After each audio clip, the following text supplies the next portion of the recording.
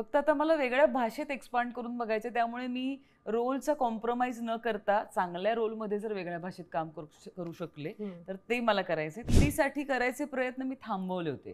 त्यानंतर मी एक काळ ठरवलं की आता आपण सगळं थांबूया आणि हिंदीचं काम. तेव्हा मी ती देवी नावाची शॉर्ट फिल्म केली. पण आता मी सायमल्टेनियसली सुरू ठेवलंय की माझं मराठीचं काम सुरू असतानाच मी हिंदीचे ऑडिशन्स देते. मी थांबून राहण्याची गरज नाही. घरात मात्र अजूनही तेच आहे की पहिल्या म्हणजे फॅन्सी ड्रेसला मिळालेल्या बक्षिसाचंच कौतुक अजूनही आईबाबांना त्यांच्या मनात जागा आहे. म्हणजे केवळ मी समाज माध्यमात काम करते म्हणून कुणी मला काही विचारू शकेल असा त्याचा अर्थ नाहीये. माझं वैयक्तिक आयुष्य माझ्या कामापेक्षा मी कायमच लांब ठेवलंय आणि ते मिक्स करण्याची मला गरजही वाटत नाही. शाळा सोडून तर किती वर्ष झाली असतील मला. हो, एक्झाम आणि भागाकार गुणाकाराची चिन्ह अशी 3D मध्ये अंगावर पडण्याची स्वप्न पडतात मला. अभिनेत्री व्हायचं होतं. हिरोईन होणं हे वेगळं आहे.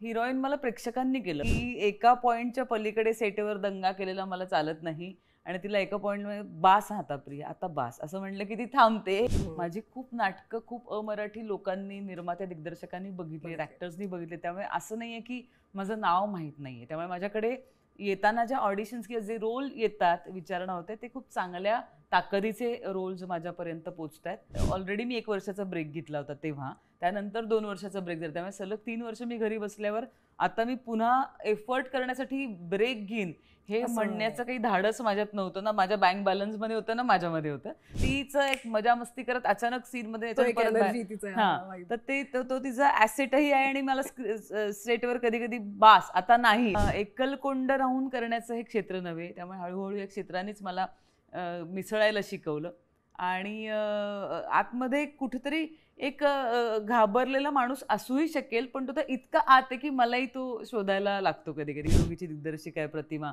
तिला प्रमोशन चालू असताना असंभवचे तिला फोटो पाठवते, बघ आम्ही आता अशा दिसतोय दोघीचं, जस्ट इन केस तुला काही वाटत असलं की आम्ही काही तुला म्हणजे कसं आता आम्ही अशा आहोत बरं का प्रतिमा. मंडळी नमस्कार, मी प्रेरणा. तुम्ही बघताय सकाळ प्रीमियर. नवरात्रोत्सवामध्ये आपण शक्ती टॉक हा कार्यक्रम सुरू केला आणि याचे एपिसोड्स जे आहेत ते आपण पुढेही सुरू ठेवणार आहोत. आणि आजच्या भागामध्ये आहे अभिनेत्री मुक्ता बर्वे. कारण ती आपली सगळ्यांची लाडकी आहे, आवडती आहे. मुक्ता बर्वेचं नाव समोर आल्यानंतर तिच्या असंख्य भूमिका समोर येतात. मग नाटक असेल, चित्रपट असेल, मालिका असेल आणि पुन्हा एकदा एका नव्या चित्रपटासह मुक्ता आपल्या समोर येते. पुन्हा काहीतरी इंटरेस्टिंग घेऊन आली आणि त्या संदर्भात बोलण्यासाठी मी खूप उत्सुक आहे. सो आज मुक्तासोबत गप्पा होणार आहेत. मुक्ता, खूप खूप स्वागत आहे. मला प्रचंड आनंद होतोय कारण असं बऱ्याच दिवसांनी असं छान मुलाखत होणार आहे आणि निमित्त खूप खास आहे. असंभवचं जे काही मी टीजर ट्रेलर बघितलं, जी काही ग्लिम्स बघितले त्याच्यामध्ये खूप इंटरेस्टिंग गोष्टी बघायला मिळत आहेत मला. तर तू किती उत्सुक आहे या चित्रपटासाठी? खूपच जास्त उत्सुकता आहे कारण एकतर सस्पेन्स थ्रिलर आहे. त्यामुळे शूट करताना जे काही आम्ही अनुभव घेतले, ज्या इंटेन्शननी केलं ते सगळं प्रेक्षकांना आता कसं वाटतंय, तो सस्पेन्स किती कळतोय, कुठपर्यंत प्रेक्षक आमच्या बरोबर येतात हे बघण्याची उत्सुकता आहे. आणि मुळामध्ये वेगळ्या प्रकारचा सिनेमा आहे. वेगळ्या ठिकाणी शूट केला आहे आम्ही. सगळं शूट त्याचं उत्तराखंडला जाऊन नैनितालला मॅक्सिमम शूट केलं आणि गाण्याचं फक्त एक शूट ते मसुरीमध्ये केलं. पण त्यामुळे व्हिज्युअली पण सिनेमा वेगळा दिसणार आहे. पुनर्जन्माची गोष्ट आहे जी युजली आवडते प्रेक्षकांना बरेचदा. मला स्वतःला खूप आवडते की असं काहीतरी काय नक्की असेल, कसं असेल. त्यामुळे 2 रोल करायला मिळणार आहेत. त्यामुळे उत्सुकता तर जबरदस्त आहे. आणि तू कोणती भूमिका सादर करणार आहेस तर सगळ्यांची उत्कंठा वाढलेली असते की काय आता मुक्ता बरोबर पुन्हा आता काय करते. पण या सगळ्यामध्ये एक भित्रा ससा, ते आता परिराणी असं वाटतं. आता त्या भित्रा ससापासून परिराणी झाल्याचं वाटतं. आता इतक्या वर्षाच्या प्रवासानंतर तर मला वाटतं मुक्ता तू झालीच आहे आता. मी मनातनं झाले नाही, मनातनं ससाच आहे. तर प्रेक्षकांनी परिराणी केलं तिला असं म्हणूया आपण. कारण प्रेक्षकांनी भरपूर भरभरून प्रेम केलं. आपल्या सगळ्यांनाच माहिती आहे की खरंच माझं नाटक, सिनेमा, मालिका जे काही असेल त्याची मनापासनं दाद मिळते, मला पावती मिळते, पुरस्कार मिळतात, प्रेक्षकांचं कौतुक मिळतं. थिएटरमध्ये नाटक असेल तेव्हा भरभरून प्रेक्षक येतात, शोज फुल होतात. त्यामुळे त्यांनी त्यांच्या मनात माझं एक खूप छान स्थान त्यांनी स्वतः तयार केलंय आणि तिथे मला बसवलंय प्रेमाने. वा. पण त्या भित्र्या ससाची आठवण होते तुला की आपण जशी सुरुवात केली होती? डेफिनेटली. कारण ते असतं ना, एक स्ट्रगलचा तो काळ आपण विसरू नये असं वाटतं, कारण तेच आपल्याला उभारी देतात जेव्हा जेव्हा आपल्याला कायम जमिनीवर ठेवण्यासाठी मदत करतात. म्हणजे आपण कधी बोललेलं तुझ्या लक्षात आहे कॉन्सेप्च्युअली खरं तर, कारण लहान असताना किंवा काय म्हण या क्षेत्रातलं बालपण पण म्हणू शकतो आपण, की इंट्रोवर्ट माणसांना ते थोडंसं असतं की एक पटकन जाऊन बोलणे भेटणे याची थोडीशी भीती असते. तसं आतला माणूस कदाचित इंट्रोवर्ट असेल अजूनही, मला माहित नाही आता, कारण ज्या क्षेत्रात मी काम करते त्या क्षेत्रात तुम्हाला इंट्रोवर्ट राहून चालत पण नाही. म्हणजे मला नाही बोलता येणार, मला नवीन लोकांची ओळख नाही करून घेता येणार असा जर स्वभाव असेल तर तू कसं, जे मुळात माणसांचंच क्षेत्र आहे, म्हणजे अगदी काम साधायचा. म्हणजे मी असं स्टुडिओ बंद करून पेंटिंग करत बसले किंवा मी एकटी गाते आहे असं नाहीये. ती जी आर्ट आहे ती फक्त माझ्यापुरती नाहीये, ती प्रेक्षकांशिवाय पूर्णच होऊ शकत नाही किंवा टीमवर्क शिवाय पूर्ण होऊ शकत नाही. त्याच्यासाठी मुळात लेखक लागतो, मुळात दिग्दर्शक लागतो, मुळात टेक्निशियन्स लागतात. त्यामुळे एकलकोंड राहून करण्याचं हे क्षेत्र नव्हे. त्यामुळे हळूहळू या क्षेत्रानेच मला मिसळायला शिकवलं आणि आतमध्ये कुठेतरी एक घाबरलेला माणूस असूही शकेल, पण तो तर इतका आत आहे की मलाही तो शोधायला लागतो कधी कधी, की नाही आता सापडत, म्हणजे तो हरवलाय कुठे, हरवला, चांगल्या अर्थाने हरवला. चांगल्या अर्थाने. पण तुझ्या या करिअरमध्ये, या सगळ्या आयुष्यामध्ये अशी कोणती गोष्ट आहे तुला वाटली होती की असंभव आहे, हे शक्य नाही होणार आहे, पण या क्षेत्रात आल्यानंतर ती गोष्ट संभव झाली आहे? मी तर लहान होते, त्यामुळे मला काही असं कळत नव्हतं की आपण काय करायला घेतलंय. मला फक्त एवढंच कळत होतं की इथे काम करताना, इथे म्हणजे सिनेमा किंवा नाटक असं म्हणत नाही मी, स्टेज जी स्पेस असते तिथे काम करताना मला खूप मजा वाटते, एवढंच मला कळत होतं. पण मी पुढे जाऊन अशी काहीतरी महाराष्ट्रातली कोणीतरी ज्याची दखल घेतली जावी अशी एक अभिनेत्री होईन असं काही मला कधी नव्हतं मनातनं माहीत किंवा वाटलं नव्हतं. असंभव असं मी नाही म्हणणार, पण अशा प्रकारचं काही स्वप्न मी बघितलं नव्हतं. मला एक अभिनेत्री व्हायचं होतं. हिरोईन होणं हे वेगळं आहे. हिरोईन मला प्रेक्षकांनी केलं, म्हणजे अगदी जोगवा असेल, मुंबई पुणे मुंबई असेल, डबल सीट असेल, स्माईल प्लीज असेल, ते आत्ता अगदी असंभवपर्यंत. तर मी अभिनयाची आवड म्हणून या क्षेत्रात आले आणि दिग्दर्शकांनी, निर्मात्यांनी आणि माझ्या खास प्रेक्षकांनी मला हिरोईन केलं आणि ते स्थान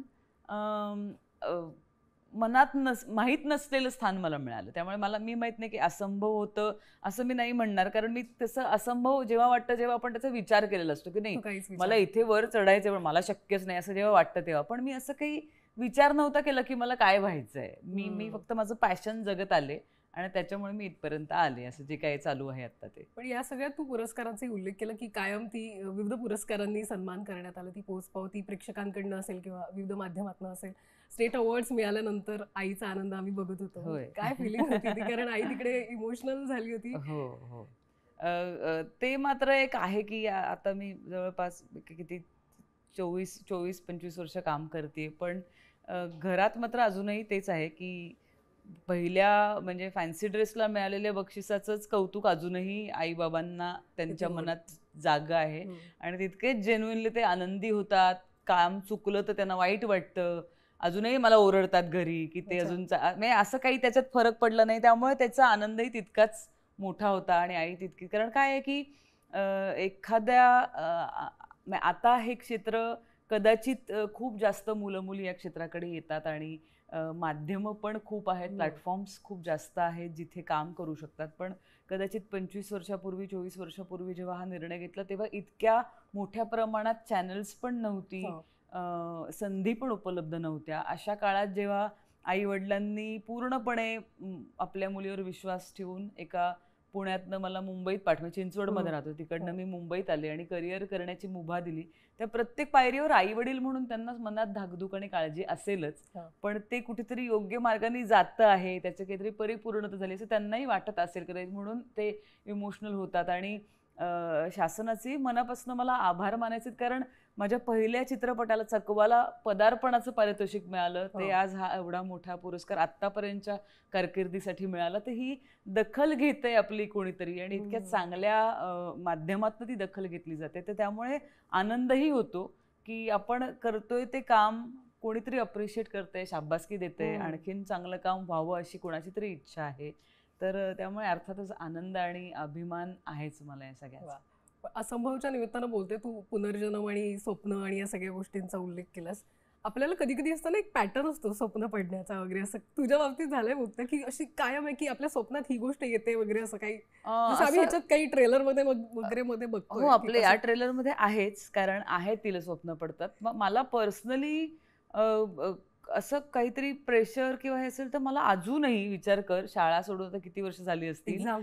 मला हो एक्झाम आणि भागाकार गुणाकाराची चिन्ह अशी 3D मध्ये अंगावर पडण्याची स्वप्न अरे पडतात बापरे. मला, की तिशी येत आहेत गणिताची अंगावर. भीती होती. भीती असं खूप, पण हो म्हणजे असं काही खूप ग्रेट आवड नव्हती. पण ती काहीतरी व्हिज्युअल आहे त्याला, की ती चिन्ह अंगावर पडण्याचं काहीतरी आहे. हा.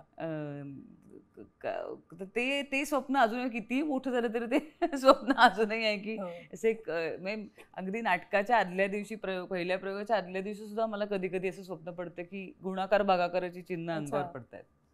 इंटरेस्टिंग. पण या चित्रपटाच्या निमित्तानं प्रिया सोबत पुन्हा एकदा आम्ही दोघी नंतर काम करतो. मला आठवते की आम्ही दोघीच्या वेळेसही आपण छान बोललो होतो दोघी एकत्र. तुम्ही दोघी एकत्र एक मॅजिक आहे, काहीतरी मॅजिक येते, तो जो बॉन्ड आहे तो वेगळ्या पद्धतीने प्रेझेंट होत असतो. या चित्रपटात ते कशा पद्धतीनं आम्हाला बघायला मिळू शकेल? परवाच बोलता बोलता आमच्या असं लक्षात आलं की आम्ही 3 सिनेमे केलेत. ऐका दाजीबा नावाची पहिली फिल्म, जी अत्यंत ह्युमरस, अशोक मामा आणि किशोरीताई बरोबरची फिल्म होती. त्यानंतर आम्ही एक 6-7 वर्षांनी आम्ही दोघी केली, जो अत्यंत इमोशनल नाट्य ड्रामा असं म्हणून ते होतं. आणि आता आणखीन एक 6-7 वर्षांनी त्याच्याबरोबर तेवढ्याच टप्प्याने आम्ही आता एक सस्पेन्स थ्रिलरमध्ये एकत्र येतो. तर त्या एक 6-7 वर्षाच्या टप्प्या, प्रत्येक सिनेमाच्या मध्ये अंतर आहे. त्यात माणूस म्हणूनही मी बदललो, काम म्हणूनही वेगळं करायचा प्रयत्न केला, वेगवेगळ्या क्षेत्रात एक्सपांड केलं. प्रियानी मधल्या काळात हिंदीत खूप छान काम केलं. मी नाटकाची निर्माती झाली, तीही निर्माती झाली. आणखीन काही गोष्टी एक्सप्लोर, तिने तिचं काहीतरी सावेंची साड्यांचा ब्रँड तयार केला. सो माणूस म्हणून पण ग्रो होताना आणि ऍक्टर म्हणून पण ग्रो होताना आपल्या पॅरलल, प्रिया थोडीशी लहान आहे माझ्यापेक्षा, तिने काम आधीपासून सुरू केलं असेल, वयाने लहान आहे. तर अशा प्रकारे आपण जेव्हा आपल्या मित्रमैत्रिणींबरोबर पुन्हा सातत्याने काही काही इंटरव्हल्सनी एकत्र येतो, तेव्हा एक वेगळी गंमत अनुभवायला मिळते की अरे हे काहीतरी वेगळं तुझ्यात बदल झालाय, पेशन्स वाढलाय, तुझं अंडरस्टँडिंग बदललंय, ते अंडरस्टँडिंग तुझं कामात पण आलंय. हेच तिला माझ्याविषयी आणि मला तिच्याविषयी वाटत राहतं. पण काही मूळ स्वभाव जे असतात ते अजिबात बदलत नाही. इतक्या वर्षानंतर हा, आणि ते आम्हाला दोघींनाही मान्य आहे की एका पॉइंटच्या पलीकडे सेटेवर दंगा केलेला मला चालत नाही. आणि तिला एका पॉइंटमध्ये बास, आता प्रिया आता बास असं म्हणलं की ती थांबते.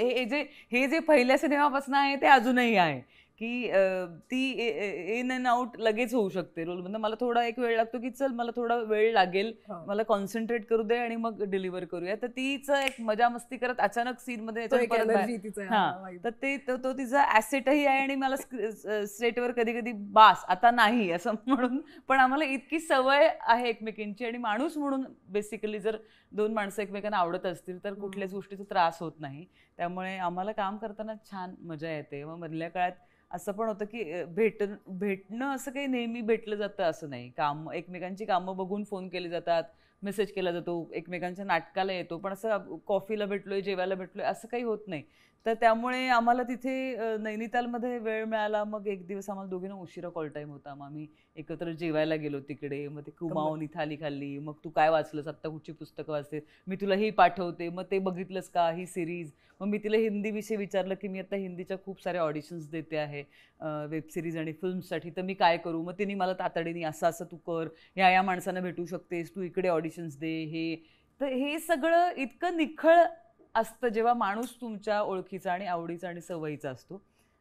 त्यामुळे प्रियाबरोबर काम करणं नेहमीच आल्हाददायक आतापर्यंत झाले आणि याच्या पुढेही होईल. फक्त आम्ही असं म्हणतो की यापुढे पण एवढा मोठा ब्रेक नको घ्यायला, एक 6-7 वर्ष.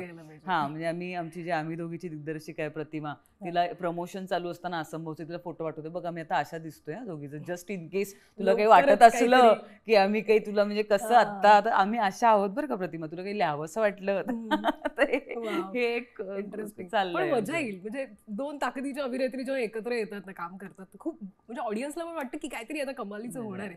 आता या चित्रपटाच्या बाबतीतही ते बघायला मिळेल आणि आणखीन आगामी काळात तुम्ही ते करावं.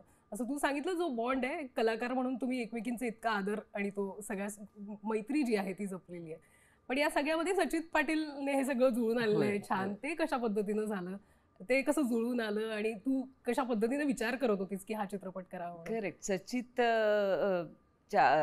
सचित जेव्हा ही गोष्ट घेऊन आला, कपिल भोपटकर याची कथा ज्यांनी लिहिली आहे ते लेखक, तर कपिल, पुष्कर आणि सचित असे घरी आले नरेशांना आणि कपिलनी नरेट केली गोष्ट आणि इतकी सुंदर आणि इतकी दमदार पद्धतीने त्यांनी सांगितली की त्यात काही नाही म्हणण्यासारखं नव्हतंच. म्हणजे खरंच गोष्ट खूप छान बांधली आहे. कारण सस्पेन्स थ्रिलर अशा प्रकाराची जेव्हा कथा प्रेक्षकांना सांगायची असते ती तितकी उत्कंठावर्धक असायला लागते. सर्व प्रश्नांची उत्तर आपल्याला मिळायला लागतात. मग हे ह्याचं काय झालं, ते कशाला आलं, असे काही सोडून चालत नाहीत गोष्टी आणि तसं कुठलाही भाग त्यात सोडलेला नाहीये. प्रत्येक पात्र कुठल्या तरी कारणासाठी येतं, त्याचं सुरुवात मध्य शेवट आपल्याला बघायला मिळतो की अशी एक भारंभार पात्र आहेत, उगीच वेगवेगळे ट्रॅक आहेत असं पण नाहीये. कथा एक छान पद्धतीने, तर त्यांनी ते कोविडच्या काळात मला वाटतं सचितनी आणि विशाल इनामदार आणि कपिल भोपटकर असे ते कथा बांधत होते आणि छान बांधली. तर मी म्हटलं की मला प्रचंड आवडली. मला का नाही आवडणार, डबल रोल आहे आणि तिची ती गोष्ट आहे मानसी या पात्राची, त्यामुळे मला ती करायचीच आहे. आणि मग दिग्दर्शक कोण, तर सचित म्हणाला मी करणार. तर त्याच्या आधी त्यांनी 2 चांगले सिनेमे केले आहेत, क्षणभर विश्रांती आणि साडेमाडेतीन. त्यामुळे तोही एक छान भाग होता की, आणि त्याचे 2 रोल होते मात्र. मग त्याच्यासाठी त्याला मदत, मग त्याची टीम पण खूप चांगली बांधली होती त्यांनी आणि निर्मातेही चांगले होते. कारण काय होतं की अशा प्रकारचा सिनेमा गोष्टीत ऐकताना छान वाटतो, पण त्याची निर्मिती मूल्य तितकी पॉवरफुल नसतील तर तितकं छान दिसत नाही. त्यामुळे प्रसाद भेंडे आला. मग ते नैनितालला जाणं वसूल झालं ॲक्च्युली खऱ्या अर्थाने, की ती इतकी सुंदर व्हिज्युअल्स होती की आपल्या डोळ्यांना असं वाटतं की हे मला डोळ्यांना दिसतंय, हे जे सिनेमात कॅप्चर झालं होतं, पण त्याच्याही पेक्षा फार सुंदर पद्धतीने प्रसादनी ते सगळं बांधलंय आणि ती कथेची गरजही होती. तिकडची थंडी पाहता सचितनी लोकेशन बघायला गेल्यावर एक असा पुन्हा एक चर्चेचा विषय झाला की खूप जास्त थंडी असणार आहे मित्रांनो, तर आपण पुन्हा वेगळ्या लोकेशनचा काही विचार करूया का, कारण मायनस टेम्परेचर असताना शूट करणं तशी खूप आपल्याला सवय नसते आणि इकडे राहणाऱ्या लोकांना तर आणखीनच नसते. त्यामुळे पण ते म्हणजे ते ढग उतरलेले आहेत, सगळे ओव्हरकोट्स घातले, तर ते थ्रिलर ह्याच्यामध्ये ते खूप छान जातं. त्या हवेल्या दिसत आहेत, व्हिज्युअल छान दिसतं ते. त्यामुळे आम्ही सगळ्यांनी नाही तिकडेच करू, दुसरीकडे कुठे हलवू नको, आणि आम्ही तिकडे जाऊन उतरलो फायनली. पण सचितची खरंच कमाल आणि कौतुक वाटतं मला, कारण निर्माता, दिग्दर्शक आणि नट हे तिन्ही वेगवेगळ्या पद्धतीने सिनेमाला अप्रोच करणाऱ्या फॅकल्टीज आहेत असं मला वाटतं. निर्माता त्याला कितीही क्रिएटिव्ह हे असलं तरी त्याला एक भान ठेवायला लागतं की किती खर्च करू शकतोय आपण, कारण एक मराठी सिनेमाचं बजेट असतं, त्याच्यातनं होणारी रिकव्हरी याचा पण अंदाज असतो. त्यामुळे तुम्हाला चांगलं होण्याकरता खर्च करणं गरजेचं असतं, पण किती खर्च करायचा याला तुम्हाला मर्यादा ठेवायला लागते. त्याच्या उलट क्रिएटिव्ह माणूस जो दिग्दर्शक असतो त्याला त्यातलं बेस्ट हवं असतं. मग तुम्ही काही क्रेन आणा, अमुक आणा, हे करा, पॅन्थर लावा, डॉली लावा, हे सगळं करून मला ते द्या अशी त्याची डिमांड असते. आणि नटाला तो कम्फर्ट हवा असतो की ते सगळं तुमचं ठीक आहे, पण मी इथे या मायनस याच्यामध्ये शूट करणार आहे, तर माझी रात्री झोप व्हायला पाहिजे, सकाळी पुन्हा छान दिसलं पाहिजे. ते अत्यंत 3 भिन्न पॉइंट ऑफ व्ह्यूनी तो एकच माणूस तिकडे जगत होता आणि त्यांनी कुठच्याही एका त्याच्या भूमिकेचा दुसऱ्या भूमिकेवर परिणाम होऊ दिला नाही. म्हणजे निर्मात्याचा दिग्दर्शकावर होऊ दिला नाही, दिग्दर्शकांनी नटाचं प्रेशर घेतलं नाही. असं ते सगळं अवघड होतं, खरंच अवघड होतं. आणि कुठल्याही क्षणी तो असा वैतागलेला, हरलेला, थकलेला किंवा आवाज चढलाय असं कधी त्याचं मी बघितलं नाही. अत्यंत संयत पद्धतीने त्यांनी काम केलं आणि फार चांगलं काम केलं. प्रयत्न जेन्युइन केला. त्याचा रिझल्ट काय आहे, प्रेक्षकांना तो कसं वाटतो हे आपल्याला आता परवा कळेलच खरं सांगायचं तर, की 21ला रिलीज होते तेव्हा.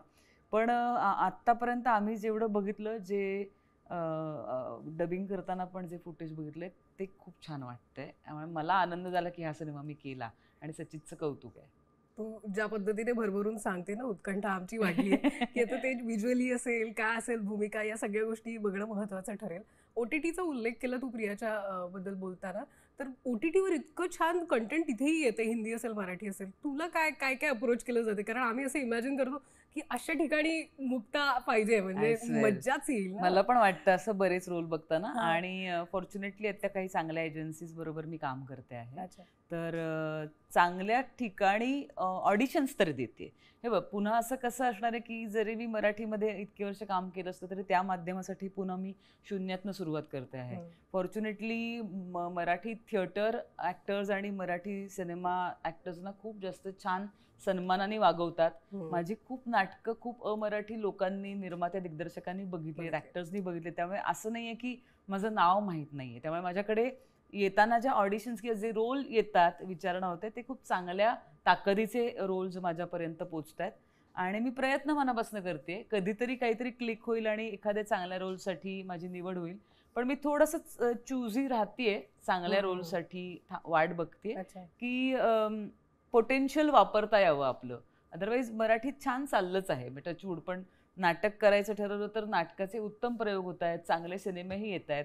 फक्त आता मला वेगळ्या भाषेत एक्सपांड करून बघायचं, त्यामुळे मी रोलचा कॉम्प्रोमाइज न करता चांगल्या रोलमध्ये जर वेगळ्या भाषेत काम करू शकले तर ते मला करायचे. त्यामुळे थोडीशी वाट बघते. आपल्याला घाई कसली आहे, काम तर अनेक वर्ष करायचंच आहे. त्यामुळे प्रयत्न चाललाय आणि चांगल्या ठिकाणापर्यंत मी पोचते.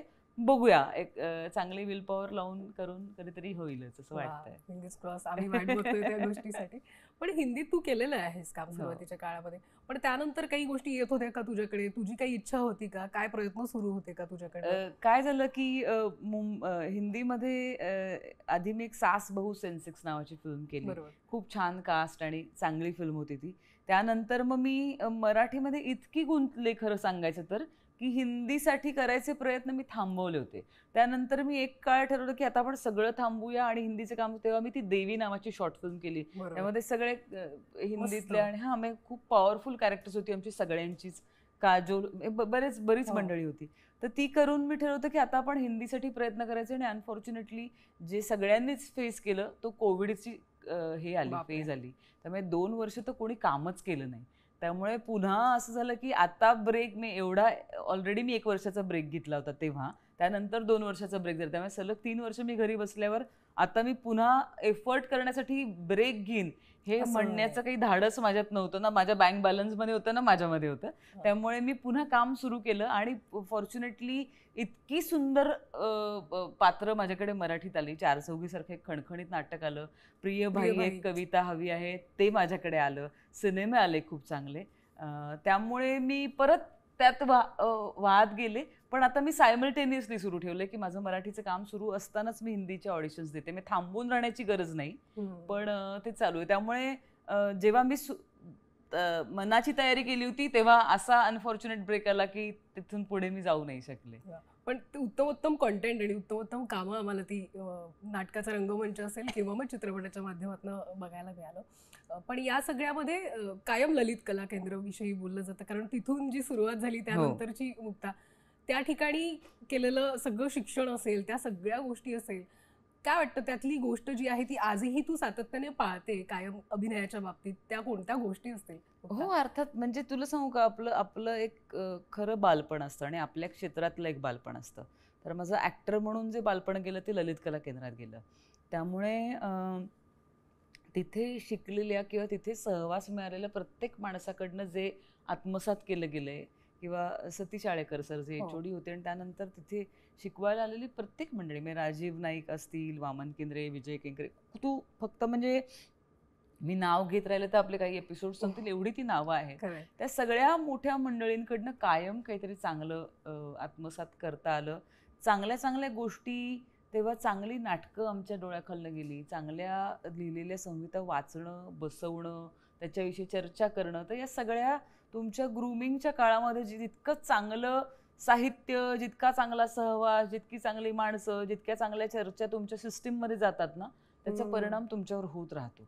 आणि कुठच्याही क्षेत्राचं तुम्ही जर थोडं शिक्षण घेतलं असेल, एक थोडी शिस्त असेल त्याच्यामध्ये की कसा अप्रोच करायचा एखाद्या भूमिकेला, काय काय टप्प्यातनं तुम्हाला जायला लागतं, हे जर तुम्ही केलं असेल तर हळूहळू तुम्हाला ती प्रत्येक वेळेस ती वही पेन घेऊन बसायला नाही लागत. ते आत्मसात केली जाते ती पद्धत आणि ती आयुष्यभर तुम्हाला पुरते. तसं ललित कला केंद्रात केलेल्या अनेक स्टेप बाय स्टेप केलेल्या अभ्यासाचा आता परिणाम तो होतो, साचा तयार झालेला असतो. साचा तयार झालेला असतो. त्यामुळे त्याचा नक्की डायरेक्ट इनडायरेक्ट परिणाम होतो, विचार करताना होतो, माणूस म्हणून तुम्ही ग्रूम होताना होतोच, नक्की होतो. कॅमेरा समोर काय मुक्त काय असते कॅमेरा समोर जेव्हा तू ऍक्ट करते फिल्मसाठी, मालिकेसाठी?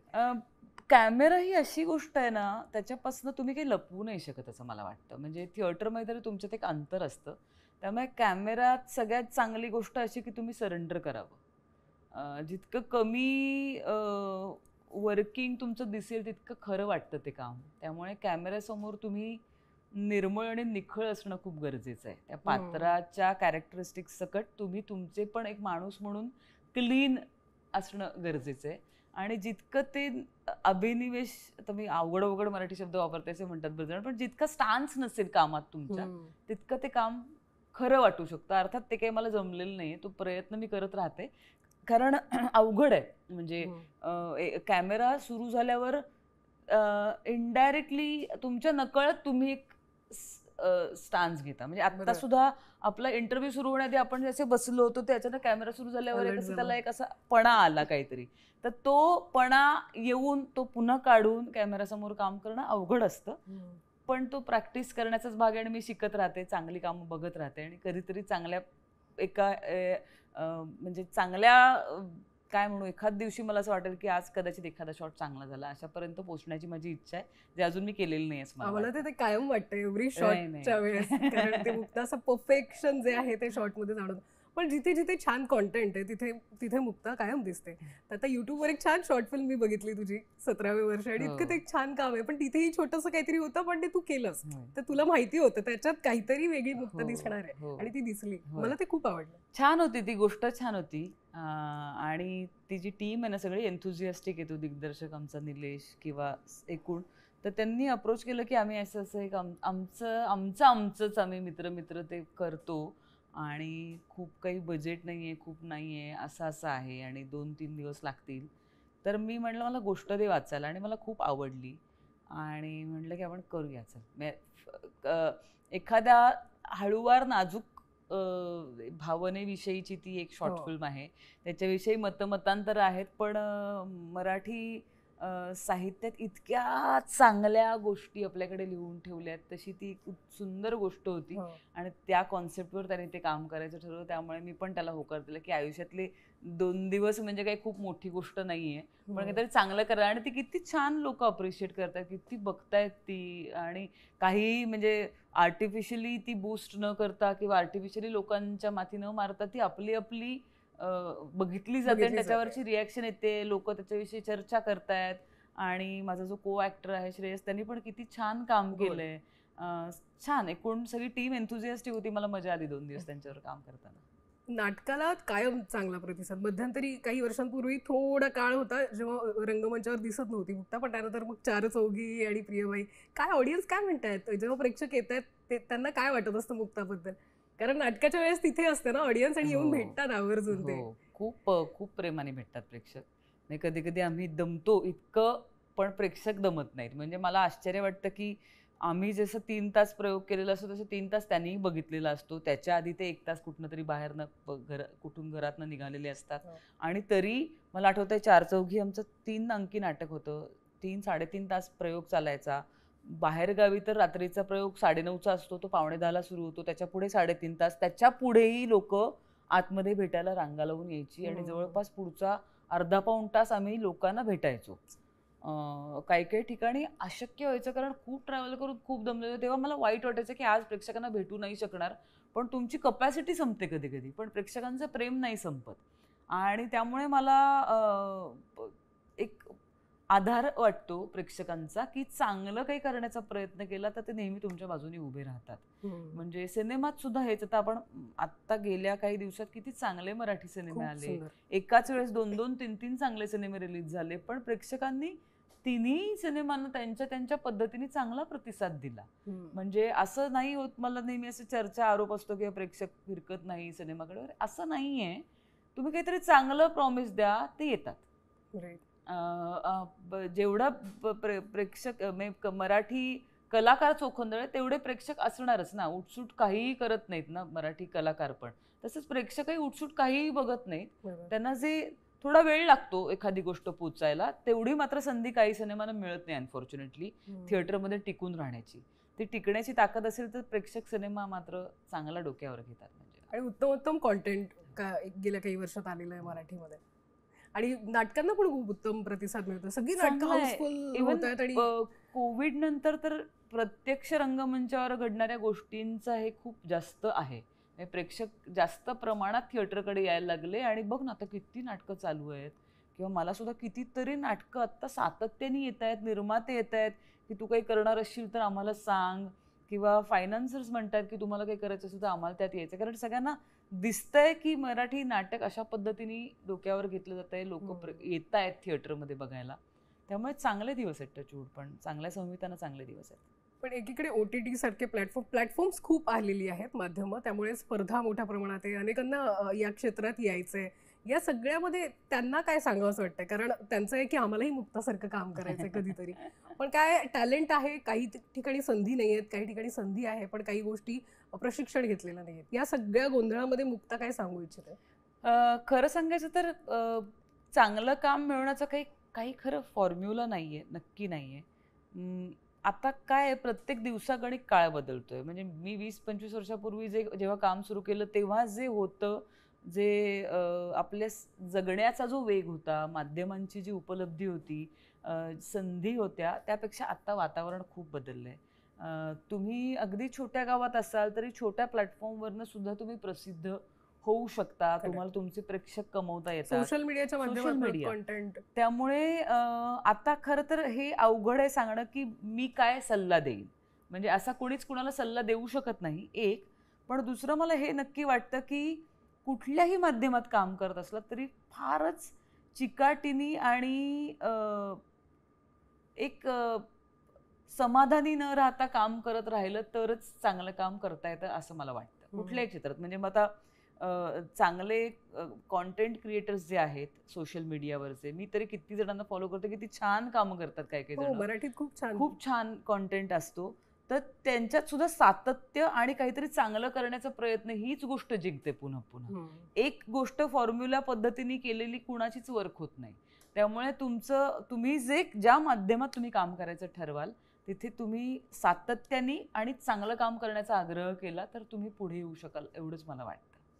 पण अनेक ठिकाणी आता तुला जास्तीत जास्त प्रमाणात प्रश्न विचारले जातात. तो प्रश्न तर मी तुला विचारणार नाही, पण 30शी नंतर लग्न का करत नाहीस, 40शी नंतर हिचं लग्न का झालं नाही, अशा प्रश्नांची तोंड कशी बंद करायची? कशाला करायची बंद? म्हणजे मी नाही उत्तर देत, कारण अशी कुणाची हे नाहीये की जे मला समोर येऊन विचारते, आणि गरज पण नाही. म्हणजे कुणी कुणाच्या वैयक्तिक आयुष्याविषयी का विचारावं आणि कुणी कुणाला आपल्या वैयक्तिक आयुष्याविषयी का उत्तर द्यावं? म्हणजे त्याचं काही, म्हणजे केवळ मी समाज माध्यमात काम करते म्हणून कुणी मला काही विचारू शकेल असा त्याचा अर्थ नाहीये. माझं वैयक्तिक आयुष्य माझ्या कामापेक्षा मी कायमच लांब ठेवलंय आणि ते मिक्स करण्याची मला गरजही वाटत नाही. आणि अनलेस अँड अंटिल त्याचा माझ्या जगण्या वागण्यावर परिणाम होत नाहीये तर तो माझा अत्यंत वैयक्तिक प्रश्न आहे आणि तो रिस्पेक्टफुली लोकांनीही जपला पाहिजे. आणि जे युजली जपतात, असं नाही होत की पूर्वी एक गंमत म्हणून ते विचारलं जायचं कारण तेव्हा स्थळं यायची वगैरे, पण ती अजूनही येतात. त्याचा काही, पण त्याची चर्चा किंवा तो विषय हा असू नये, कारण वैयक्तिक आयुष्य हे वैयक्तिक असतं आणि माझं क्षेत्र म्हणून जे काम आहे ते वेगळं आहे. खरं, वा, हे उत्तर मस्त आहे. पण या सगळ्यामध्ये असंभवमुळे पुन्हा एकदा आपण त्याच्याकडे बोलूयात. प्रेक्षक काय वाट बघत असतात की मुक्ता काय करणार आहे. तुला काय सांगावं असं वाटतं, असंभवमध्ये काय पद्धतीची मुक्ता प्रेक्षकांना बघायला? एक तर डबल रोल आहे, पण मला असं वाटतं की असंभवमध्ये आमची कामं बघण्याऐवजी त्या प्लॉट जो आहे असंभवचा, त्याचे ट्विस्ट अँड टर्न्स बघण्यात जास्त मजा आहे. आणि ज्या माणसानी नरेशन पहिल्यांदा ऐकलं तो कोणीही शेवटापर्यंत सत्यापर्यंत पोचू शकला नाही. आतापर्यंतची त्या गोष्टीची ताकद आहे जी मला स्वतःला, मी जो गेस केला होता गोष्टीविषयी तो चुकीचा ठरला. प्रियाला जे वाटलं होतं ते चुकीचं ठरलं. गेस सगळं करायला आहे खूप आहे. त्यामुळे गोष्ट ऐकत असताना ती उलगडत जाताना त्याचे वेगवेगळे कंगोरे, म्हणजे कपिल, सचित, मग गिरीश जोशी ज्यांनी संवाद लिहिले, ते सगळ्या लेखकांची कमाल वाटते मला की ज्या पद्धतीने ती गोष्ट उलगडत जाते आणि ज्या वेगवेगळ्या टप्प्यांवर आपल्याला नेते आणि विचार करायला लावते ती मात्र अत्यंत थरारक आणि मनोरंजक आहे. आणि जर प्रेक्षकांनी ओळखलं ना तर मी म्हणजे मानलं, पण नाही आपल्याला ओळखूयात कारण अच्छा. आतापर्यंत मी आमच्या टीम मध्ये ज्यांना विचारलं की तुला पहिल्यांदा काय वाटलं, नाही यार मी नाहीच पोचलो तिथपर्यंत, नाहीच पोचले असं झालंय. त्यामुळे मला उत्सुकता आहे की प्रेक्षकांना कशी वाटते, आवडेल असं मला वाटतं कारण मला स्वतःला प्रचंड आवडली. कारण आई गो मी वेडी झाली वगैरे असं माझं झालं होतं की नाही रे मी नाही पोचू शकले या विचारापर्यंत की काय घडलं नक्की. तर ते शूट करतानाही तितकंच छान शूट झालंय, तितकीच ती उत्सुकता ताणू कारण त्याचं प्रेझेंटेशन, म्युझिक, बॅकग्राऊंड स्कोर सगळंच खूप महत्वाचं असतं या थ्रिलर प्रकारामध्ये. एडिटिंग, त्यामुळे फैजल महाडी किंवा म्युझिक सुद्धा ज्यांनी केलंय त्या सगळ्या मंडळींचं खूप जास्त श्रेय आहे. तो असा एक एक टप्पा त्याच गोष्टीचा हे करणं, पॉइंट ऑफ व्ह्यूज करणं, तर ते चांगलं झालंय. त्यामुळे मला उत्सुकता आहे की प्रेक्षक ते रिसीव्ह कसं करतायत. त्यामुळे हे सगळं बघायला तुम्हाला नक्की आवडेल असंभवमध्ये. आणि एक की मी असा काही दावा नाही करणार की मराठीत येत नाहीत, येत असतीलही थ्रिलर्स, माझ्या पाहण्यात खूप आलेले नाहीयेत, पण असा एक दमदार थ्रिलर तुमच्या भेटीला येतोय. मला स्वतःला सस्पेन्स थ्रिलर किंवा थ्रिलर्स ओव्हरऑल मला खूप आवडतात बघायला. काहीतरी प्रेक्षकांची एक इन्व्हॉल्वमेंट तयार होती त्यामध्ये की काय असेल हे, त्या पात्रांबरोबर प्रेक्षकही प्रवास सुरू करतात, तो या कथेत होईल. आणि बघा तुम्हाला कसं वाटतंय आणि कळवा रादर आम्हाला की तुम्हाला कसं वाटले हे सगळे रोल्स, ही गोष्ट किंवा काय. मला असं वाटतं ते खिळवून ठेवणारी सगळी थरारक कथा असणार आहे, त्यामुळे गंमत येणार आहे. खूप खूप शुभेच्छा मुक्ता. कायमच तुझ्यासोबत मुलाखत करण्याचा एक एक्सपिरियन्स जो आहे, तो अनुभव जो आहे तो वेगळा असतो. लर्निंग प्रोसेस ही असते अनेकदा. विविध माध्यमाच्या निमित्तानं आपण वेगवेगळ्या पद्धतीच्या मुलाखती केलेल्या आहेत आणि कायमच अनुभव छान असतो. खूप खूप शुभेच्छा याही चित्रपटासाठी आणि सगळ्या प्रवासासाठी. Thank you so much. थँक्यू.